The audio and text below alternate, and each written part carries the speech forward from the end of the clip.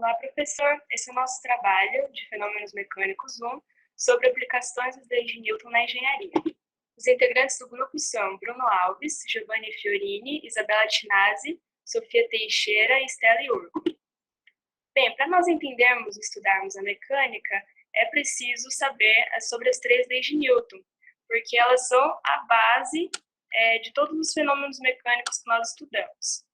A primeira lei de Newton, também conhecida como lei da inércia, ela diz que um corpo permanece em repouso ou em movimento retilíneo uniforme, a não ser que haja uma força atuando sobre ele.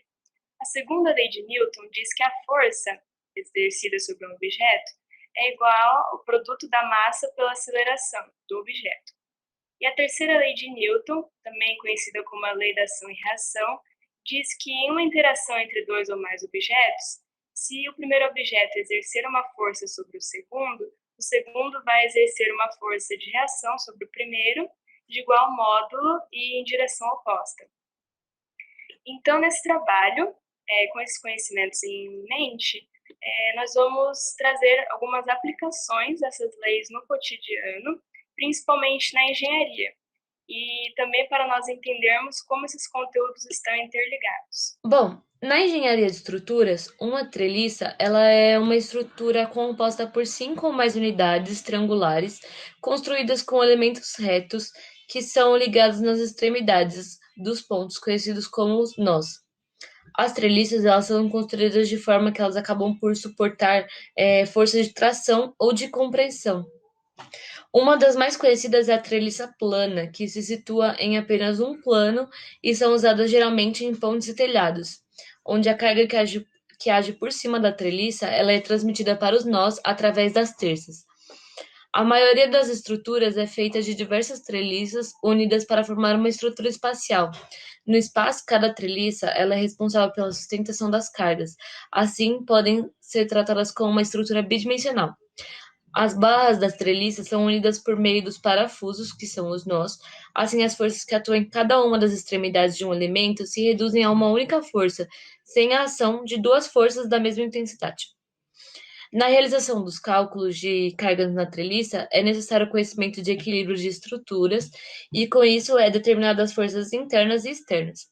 Esse cálculo ele é realizado com o auxílio da terceira lei de Newton, nas forças de ação e reação, no momento e também na dinâmica que vem da segunda lei de Newton. Bom, nesse slide aqui a gente vai ter uma treliça que está sob uma ação de uma força de 1.200 newtons para baixo ao longo da treliça inteira. E aqui a gente pode observar que a gente tem dois apoios, sendo um apoio móvel em B, que impede o deslocamento do ponto na direção perpendicular à da reta, e o outro fixo em A, impedindo o deslocamento de qualquer direção do plano. Foram feitos alguns cálculos para a obtenção dos valores de cada nó dessa treliça e para cada barra, assim como as estruturas gerais da treliça. A gente utilizou aqui a segunda e a terceira lei de Newton, e esses cálculos nos mostram como a treliça permanece em equilíbrio, e se a gente for analisar a fundo essa treliça com as forças colocadas, como na imagem, a gente pode ver que o somatório das forças horizontais em x e as forças verticais em y será igual a zero, assim permanecendo todos os nós estáticos e impedindo o deslocamento e o movimento. Vale também ressaltar o conceito de tração e compressão que eu coloquei no slide, que auxilia no processo de determinação dos somatórios em x e em y. A força cortante é basicamente uma força interna avançada nas estruturas, sendo tangente à área de seção transversal. Na engenharia, esse é um termo designado para descrever uma força que tende a cortar um objeto, pelo nome força cortante, porém sem que haja uma curvatura. Se formos definir matematicamente essa força, ela representa a força de todas as forças contidas no plano y e z, perpendicular ao eixo da peça que você deseja cortar, assim produzindo um esforço que tende a deslizar uma seção em relação à outra, provocando assim as tensões de cisalhamento. Essas tensões aplicadas são um tipo de tensão gerado por forças aplicadas em sentidos iguais ou opostos. Por exemplo, nos projetos de engenharia, esse esforço cortante é importante para projetar as dimensões e selecionar materiais para serem utilizados na produção do componente, que podem ser as vigas, por exemplo.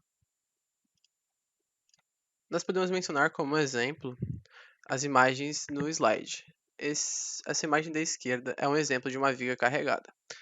E do lado direito, a gente tem o diagrama de esforço cortante.